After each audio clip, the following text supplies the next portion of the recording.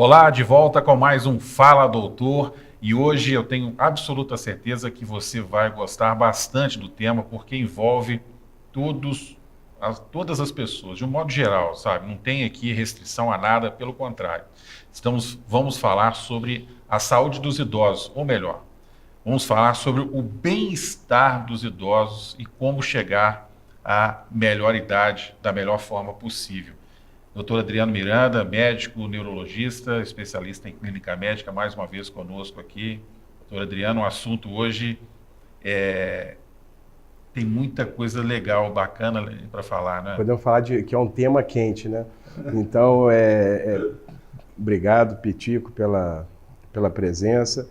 E aqui nos bastidores comentando a questão do conceito de saúde, né? Segundo a Organização Mundial de Saúde, esse conceito é um conceito muito mais amplo e no idoso isso se encaixa muito bem, porque saúde não quer dizer ausência de doença, ou seja, é também, mas também ampliar, e no idoso a gente precisa ampliar muito isso.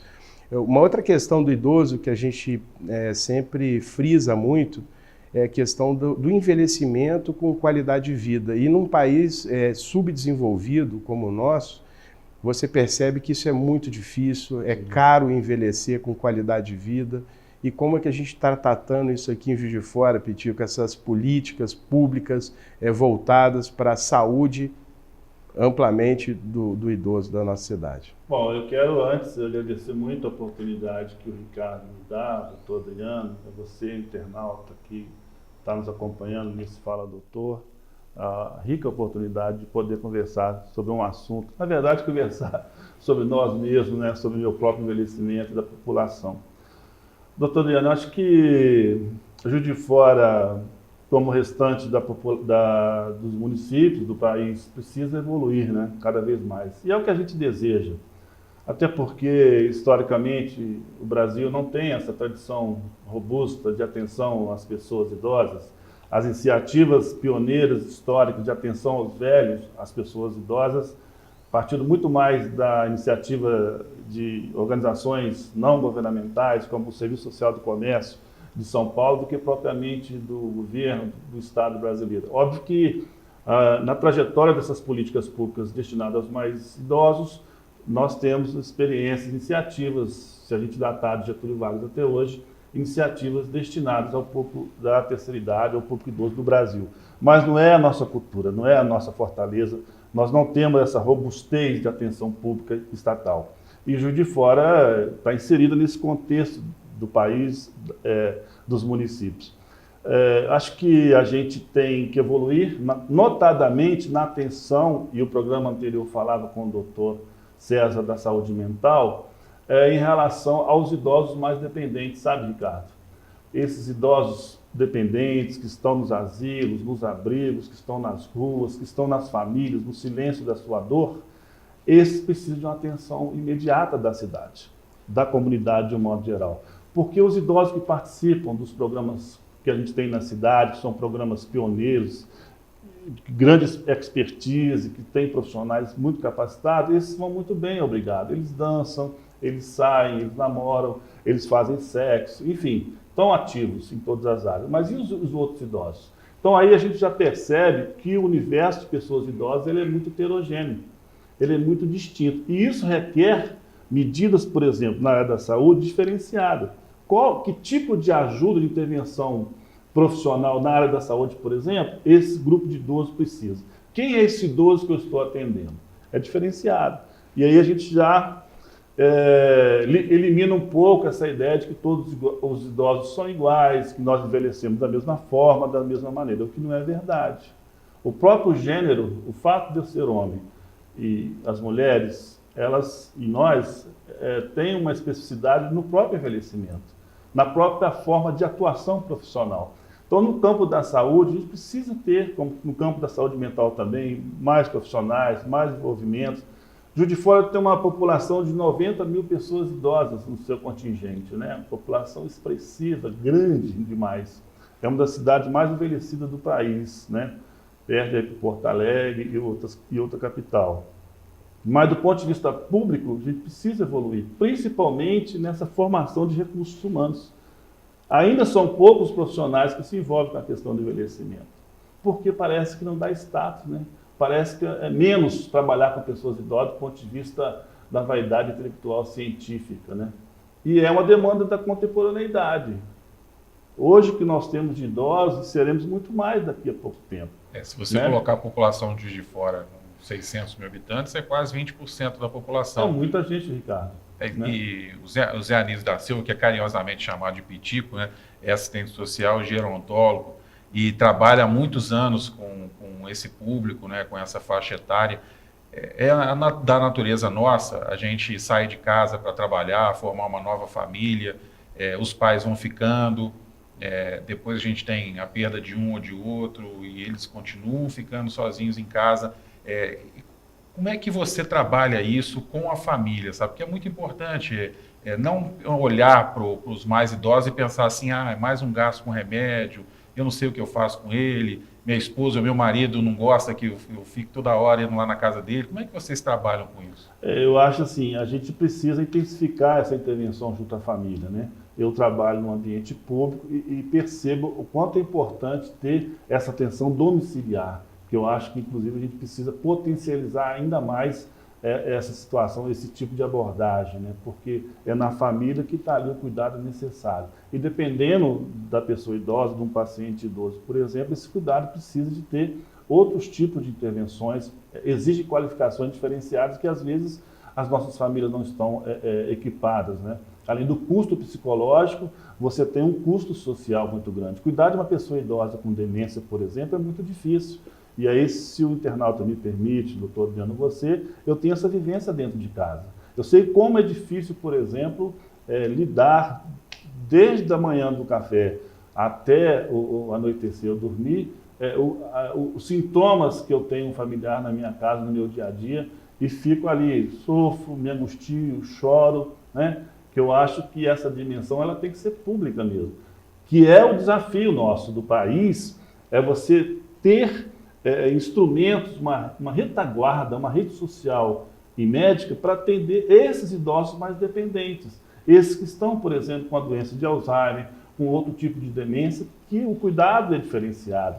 E ele é muito custoso, não só, repito, financeiramente, mas emocionalmente. Então esse trabalho, Ricardo, com a família é primordial, é fundamental.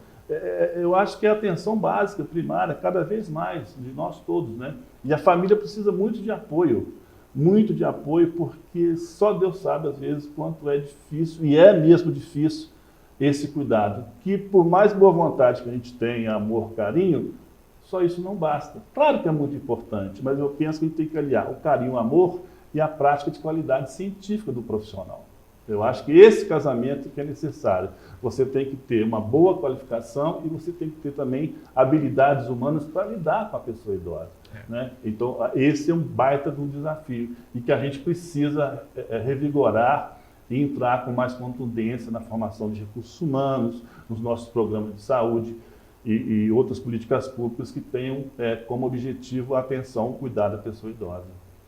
Vamos acompanhar então uma pergunta que a gente tem das ruas para o Meu nome é Maria José Gavioli, moro no bairro Serra d'Água, Juiz de Fora. Gostaria de saber se a solidão é própria das pessoas idosas. A pergunta é muito interessante e acho que nesse mundo do envelhecimento ele é carregado de preconceito, de mitos, né? De falta até, obviamente, de desinformação. Por isso que um programa como esse ele tem uma alta relevância. Da gente falar ainda mais de um assunto que vai ser e já é corriqueiro por conta dessa demanda maior na presença de idosos no nosso dia a dia. E nós mesmos envelhecendo e eu mesmo envelhecendo. A solidão não é própria da pessoa idosa. Isso é um mito, na minha opinião. A solidão ela não tem idade. E aí a saúde mental, né, pode colocar isso melhor, tem colocado, doutor César, no programa anterior, de pessoas novas, jovens, crianças já com quadro aí diagnosticado de depressão, de solidão, de fechamento. Por mais que a gente tenha avançado na tecnologia, mas nós estamos perdendo o que é mais importante na minha opinião, que é o contato, que é o olho no olho, que é o abraço, que é o ouvir. A máquina não pode fazer isso. E dizer que as pessoas idosas elas têm protagonismo da solidão é mentira.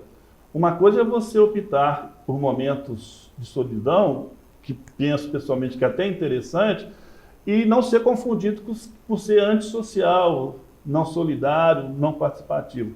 Isso são ideias construídas negativas do envelhecimento. Geralmente, por exemplo, o envelhecimento da literatura, ele é associado, não é à estação do verão, né, do outono, é associado à estação do inverno. Ou seja, os velhos têm que ser fechados, murchos, não tem mais frutos. Isso é uma construção extremamente negativa. Claro que envelhecer não é mar de rosas, eu não estou falando isso, mas como todas as fases da nossa vida, tem perdas e ganhos, flores, espinhos, envelhecimento também, mas a adolescência também tem, na minha opinião. Então, dizer que a solidão é própria dos mais velhos é um preconceito muito forte, né? E que vai na direção de colocar essa imagem negativa como outras em relação a nós todos que envelhecemos. A solidão é própria nossa, não depende da idade. As pessoas idosas, de um modo geral, né, a sociedade cria essa fantasia de que são fechados, são sisudos, não gostam de conversar, são, entre aspas, esclerosados. Então, são imagens que a gente precisa desconstruir quanto antes, desde lá, na tenra idade. Por exemplo, eu fui educado, e eu acho que o internauta também pode ser um ponto comum, de que se eu não comesse aquela comida toda ali, deixasse no prato, a velha do saco, a bruxa, ia me pegar. Quem é essa velha bruxa do saco? É uma pessoa boa? Uma pessoa simpática, bem-humorada? Então você vai construindo imagens desde cedo negativas do envelhecimento, né? Como se todas as pessoas idosas fossem assim. E não é verdade. E a solidão muito menos, né? E é interessante, lá no consultório você tem, né, doutora Adriana, essa questão da solidão também. Sim. Eu acho que o Pitico falou muito bem sobre isso. Agora, o que me preocupa, voltando um pouquinho no que você comentou, com relação às famílias. Hoje existe uma preocupação muito grande, que é a doença do cuidador. Sim. Né? De que forma que ele tem que ele entende, a gente percebe, né, e na psiquiatria também, e na neurologia, que essas pessoas elas se isolam.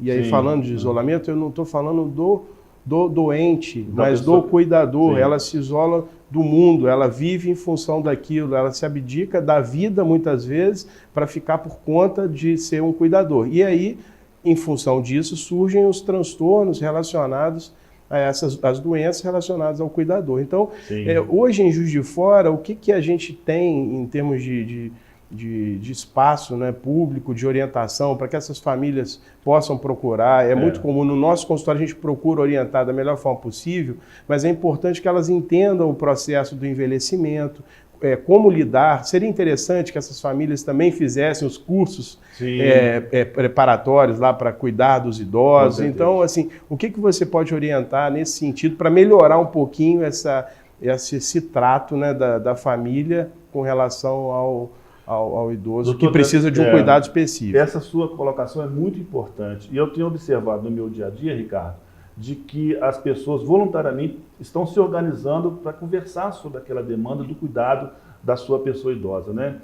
Assim, por exemplo, familiares que cuidam de idosos com doença de Alzheimer, com doença de Parkinson e outros tipos de demência, para que nesse trabalho de grupo, autoajuda mesmo, estou falando de autoajuda, é necessário para você ter um espaço para você expressar, para chorar. Aí você observa que o seu problema diante dos outros não é tão grande assim, ou que o outro passa por dificuldade ainda pior. Então, esse trabalho de grupo é um trabalho espontâneo que está acontecendo e que é necessário, que é importante, né?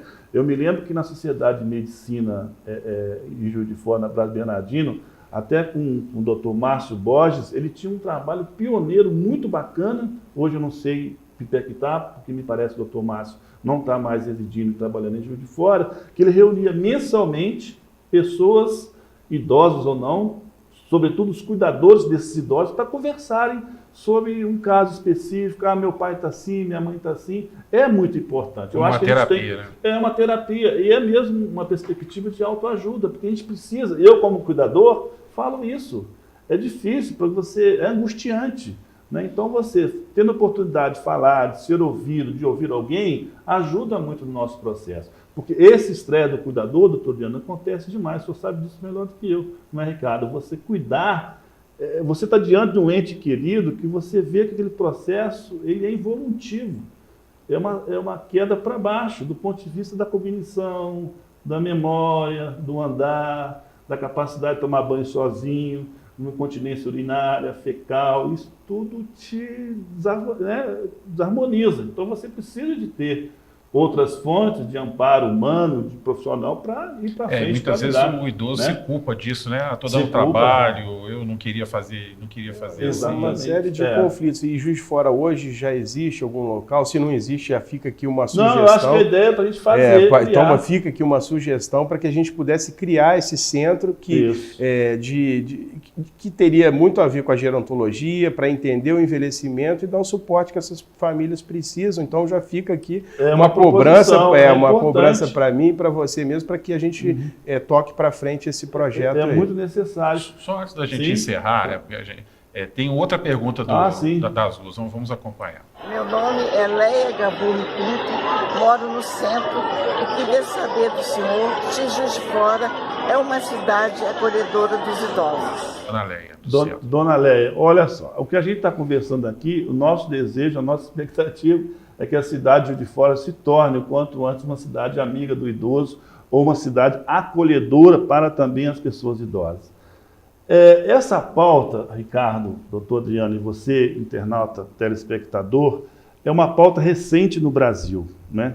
De criar, através da Organização Mundial de Saúde, que é quem certifica os municípios, né, brasileiros e do mundo de modo geral, para que as cidades se preparem, se adaptem a atender com qualidade, sem risco, as pessoas idosas dos seus munícipes idosos.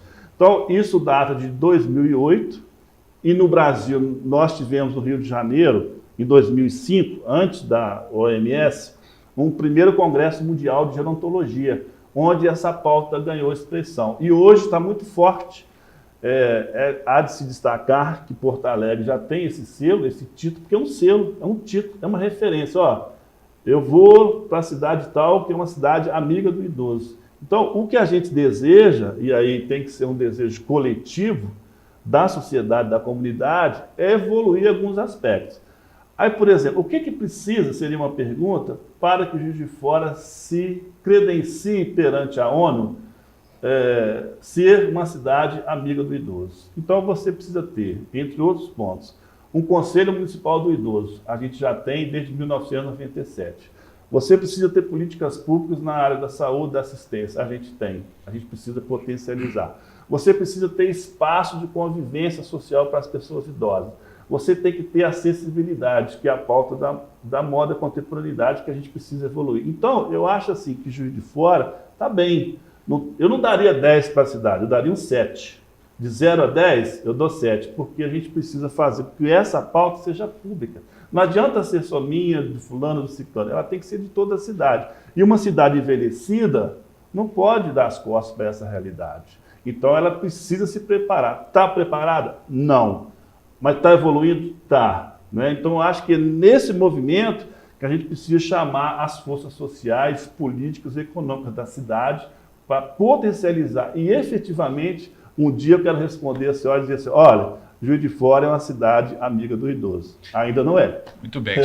E a gente espera que você tenha já gostado, idoso estaria lá. Exatamente. E também tenha gostado do programa, né, doutor? Muito legal. Foi muito bacana a conversa. É isso que a gente realmente, eu acho que atendeu as expectativas. Muito obrigado pela sua presença. Pode ter certeza que você voltará aqui para que a gente... O tema é muito amplo e o tempo é muito pequeno para a gente dissecar e discutir melhor isso aí. Muito obrigado e eu tenho certeza que o nosso internauta, mais uma vez, ficou satisfeito. Eu que agradeço. A interação prova isso, né? Que muito as pessoas têm participado cada vez mais do programa Fala Doutor, e é isso que a gente quer, a participação de você, internauta, com as suas perguntas das ruas. É sempre importante essa interação. E ao Pitico, né, assistente social gerontólogo, assim como o doutor Adriano falou, também reforço o agradecimento pela sua participação. Eu que agradeço a você, Ricardo, doutor Adriano, e ao telespectador internauta que esteve com a gente aí. Estou à disposição. Muito obrigado. A você em especial também, muito obrigado mais uma vez pela sua participação, pelas suas perguntas das ruas, as suas críticas, sugestões que têm chegado para a gente, não só no nosso WhatsApp, mas também pelas redes sociais, e a gente vai respondendo todas, sem exceção, da melhor forma possível e da forma como você espera. Antes de encerrar, apenas uma última colocação. Temos várias questões ainda para abordar e vamos abordar ao longo das próximas semanas outros pontos importantes que envolvem os idosos. Eu só queria deixar uma pergunta para que você possa pensar.